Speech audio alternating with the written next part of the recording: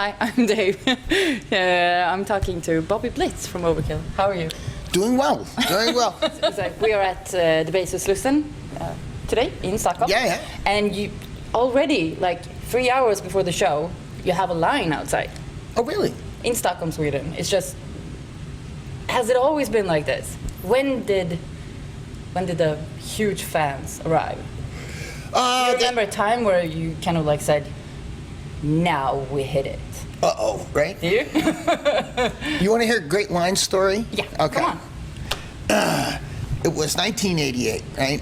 And we were on the tour with Slayer, Yeah. Motorhead, Overkill, right? Oh, so it was a great tour for us. We were Slayer fans and Motorhead fans, and we were kids, and we were having a riot, right? And I came falling off the front of the bus in Miami, Florida, right? And it was when the line was there, and it was right at the front of the line, and I had a beer in my hand, and I fell off the bus, and a kid grabbed me like this and stopped me from falling. I said, hey, thanks. And he talks to me, and he goes, you're Bobby from Overkill, right? And I said, yeah. And we talked for 45 minutes, right? And the line was going, and I was just talking to people, and I'm signing shit, living the life, feeling fucking great, right? In any case, I'm in Montreal last summer. Okay. And I hear the story again, right? And the guy who's telling me the story is Twiggy Ramirez from Marilyn Manson. Right? Oh, what? The kid I fell on was him. So I think... I just got goosebumps. So I think that I never really noticed, but when I think back in time, they were always there to some degree. And I always thought it was a great line. Like, he cracked me up. He's telling me the story. I'm going, no. Yeah. Really? Oh, God. Yeah, my mom let me go to the show, and there I met you. You fell right on top of me. He knew it was love. So tell me about this. Are you quitting smoking? Yeah, I'm 7 months. I'm in my 7th month of stopping. I was a hardcore smoker for 30 years. Okay. And this is like my baby's pacifier. I keep it around and hit on it all day long. But I haven't had a craving, and haven't slipped once. Okay. So it actually worked out well. And I think it's about time. That was the only reason I did it. I said, know. I'm only going to smoke if it doesn't get in the way, and it started getting in the way. And I was starting to ignore it, and so they held a gun to my head. Comments. I don't really do any of the social networking stuff. I am inept at it, retarded. I just won't. I like my privacy. Okay. You know, I grew up in New Jersey, and I think that my uncles always told me, "You keep your mouth shut." Okay. So you just Nope.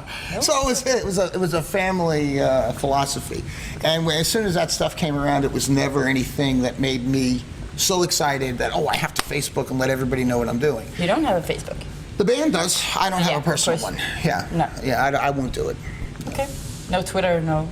I don't tweet. Anything. I don't twat. You don't twat or tweet. I don't tweet, twat, twit. Okay. Because otherwise it's kind of, you kind of have to do the social networking things these days. You have to, with regard to business. Yeah. And I pay people to do that. Yeah.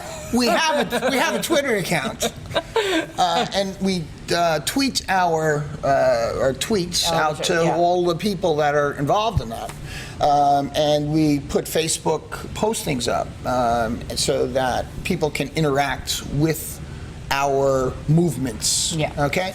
And I'll send the guy who does it something.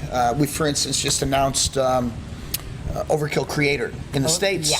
You know, and that's going to be a great tour. So I mean, the first thing I did was I wanted to beat them to the punch, announcing it. So you did, I was like, did you really? I think Milla beat me on the New York show. That was the first announcement, but I got the whole tour out there the next day. It's kind of a competitive thing us old thrash guys have. We still think we're fast. You know? You can still go out and just have a fantastic thrash show.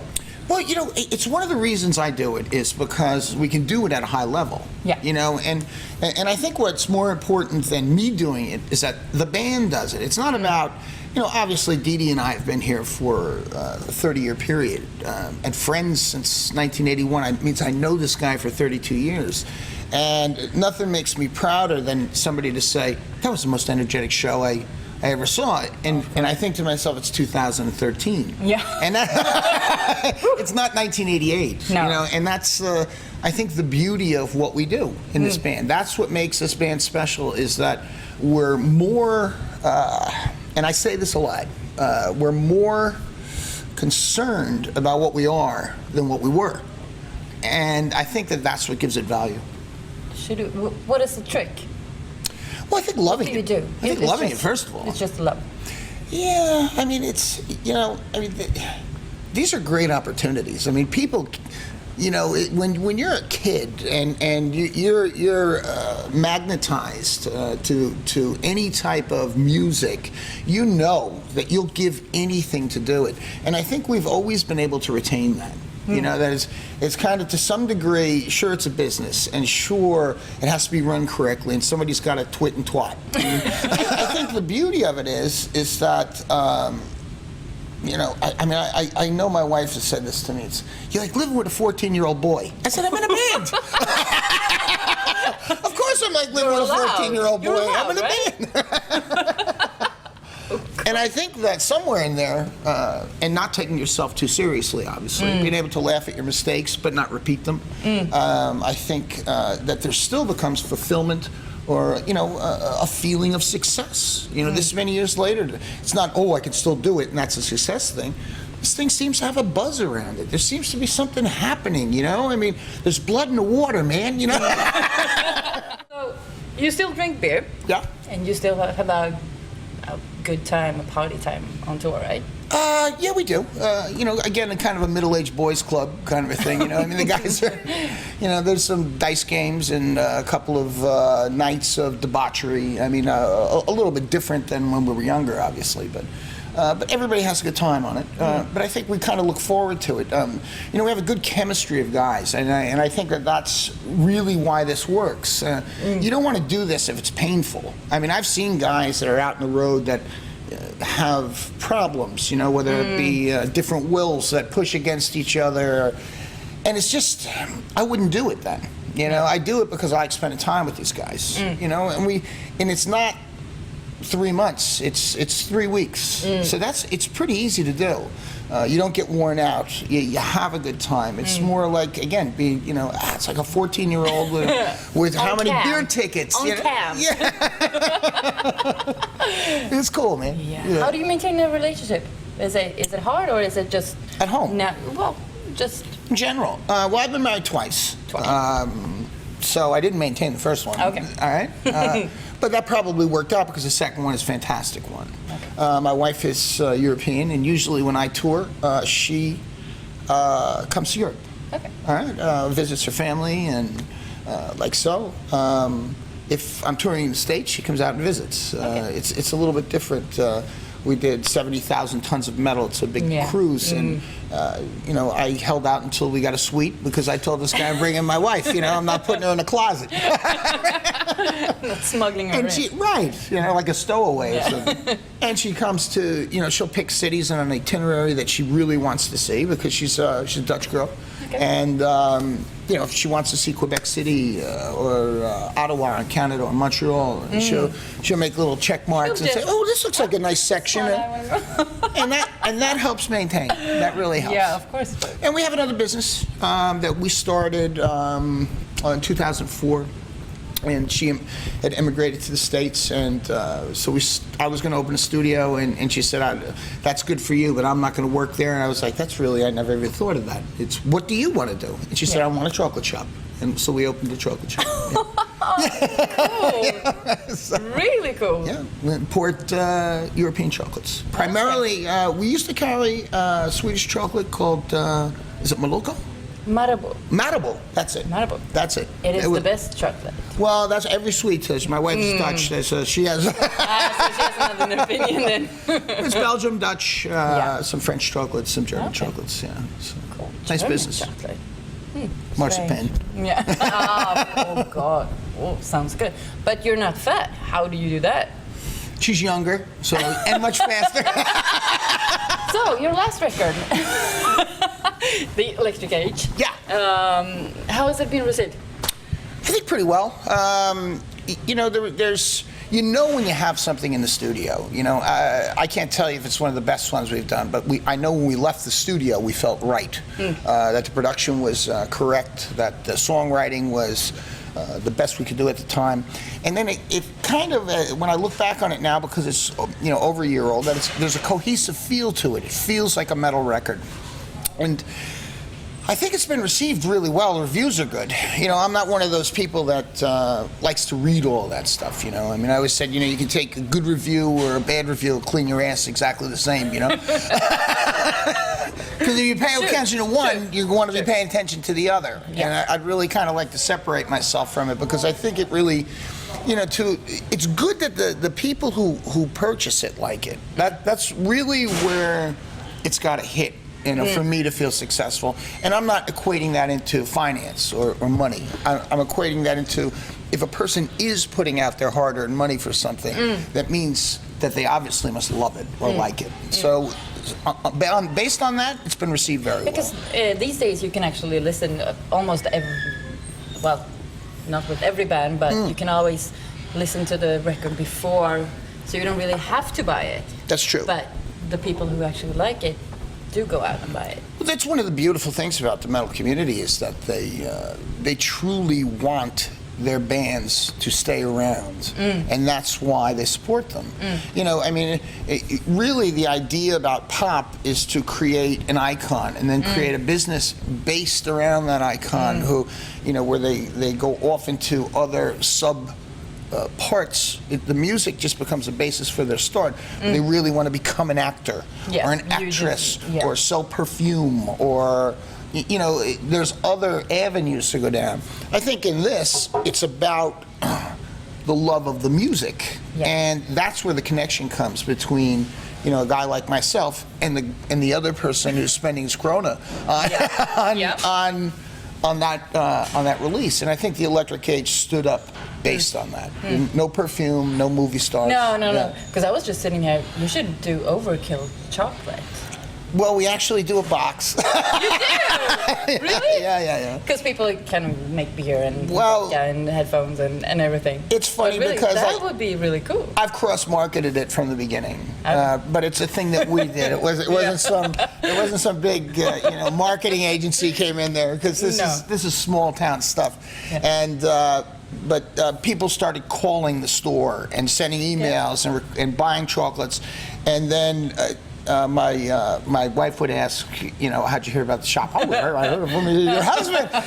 And do you have any Overkill chocolates? So he started printing up boxes that have the Overkill logo on them. And, You're one of the few bands who's actually, from the first time when you released your first record, you've actually never gone that far between records.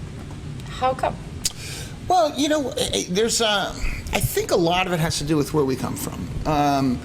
There's an instilled work ethic in that part of America. I mean, it was the first opening of immigration. Really, was New York in mass. Yeah.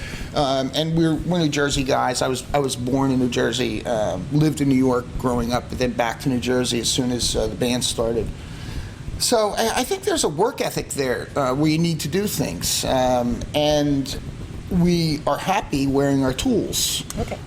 You know, I think we know what we are, and we know what kind of houses we build, and we always try to make them a little better. But we don't go from, you know, houses to castles. We know what we do, and I think that there's a great satisfaction in honing that craft. You know, musicians and artists are supposed to do this. And, you know, in my opinion, we do this. You know, we look at things this way and say, okay, this is our world. And when we're working in our world, it makes it fun. You know, there's a great feeling of success when you can continue to do it. I also think we have a lot of records based on the fact that we never stopped. We're not a reunion band, you know, so it never went more than 2 years without that, you know, without a record being released. No. So all the guys were home working for their parents, we were still doing this, you know, so. But that's cool, you know, I mean, and I think that's part of our work ethic too. It's that if you can make it happen, you do make it happen. I was looking at the set list from Denmark. Yeah. Who decides what set list you should have? That's a tough one, because there's so many records and so many songs. This is really our first pay attention to Scandinavia tour in 30 years. I mean, we've been to Sweden prior. We've done Sweden Rock. We've toured early on as support through here. We've done a couple of headlines. We've had a Stockholm headline in the past. But this is, a time where we're getting to Gothenburg. We're going to. We did 5 shows in Finland, Copenhagen, and also Oslo. So we wanted to make sure that we put in the correct. I guess you'd call them the classic Your Swedish kill. hits. Yeah, the Swedish hits. Like Smokey did it. Yeah. Okay then. So we put in the classics, but we like playing the new stuff. So we do kind of a blend of that, and then we always leaves a space for 4 obscure songs. Okay. Something that we could just pull out of nowhere to say, oh, that'll be different. And that's as simple as we did it this time. So it's those 4 will always be interchangeable. The classic ones will always change if we would come back, for instance. But the new ones will be 30% of the set. And that's only because it excites the hell out of us, because they're the ones we don't hear in our sleep, because they're the newest ones. You are doing this Nordic Scandinavian tour. You just released the US tour. Yes. How about some summer festivals? We're on some summer festivals. We're doing Grass Pop in Belgium. There's a couple of smaller German festivals we do. Where else? We have one in Spain, Hungary. We're going to do a couple of one-off shows in Moscow. I think it's 3 pops that we come in. End of June, end of July, and in August. Okay. And end of July will be the longest amount. Okay. And the cool thing is that we're actually recording during this time. Okay. And I found that, when we're recording, Dee Dee actually owns a studio. So we have that luxury of time where we can move everything around. It's not, it needs to be done in 30 days or 6 weeks. We can spread it out between now and December when we have to deliver this. And I like touring in the middle because what it does, it kind of injects this great live energy into it. Yeah. I mean, for this kind of music, for this type of music, you want something that, it says this is real, and to fake that, I think, is obvious. But if you just came from Buenos Aires and then you're doing vocals or guitar tracks, you have that live feel. You hear those kids sing soccer songs, football songs, during the encores, and it's I think it's really the X factor on especially the last couple. I think we had great results with the last couple of records based on the fact that we didn't say, okay, we have to sit down and lock ourselves in. No. We said, something, just relax. We have the time. Let's go do some shows too. So. Cool. If you had to choose, writing and recording music or playing live? The thing that's always attracted me was live. Okay. The other is painstaking. This is, and I don't mean that as bad, right? But but you have to go over it and over it and over it. It'd be tedious and redundant. And sure, some songs come together in 10 minutes, but some songs come together in 10 weeks, and some never get finished. But live to me is instantaneously explosive, and it's really a live or die based on 90 minutes. That if it's going to be successful, you'll know very soon. And I think that with that is a feeling of risk. And competitiveness. You don't go, I'm not here to lose. I'm here to win. And if that's the case, you go in thinking like that, surely most times you will win. And that's why it's exciting to me. I mean, I remember doing a tour with Exodus, and we're like cousins from, West Coast, East Coast cousins. We're just good friends, and we like each other. And Gary Holt would come off that stage, and he'd give me this look, and I could see what he was thinking. Beat that. Exactly.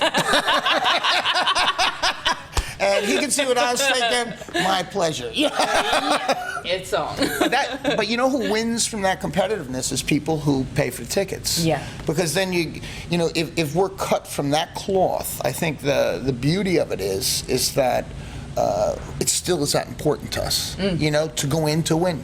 Yeah. Hey, what do you say? This is Bobby Blitz from Overkill. You're watching All Access Rock. You stay right where you are. I love you more than you can take.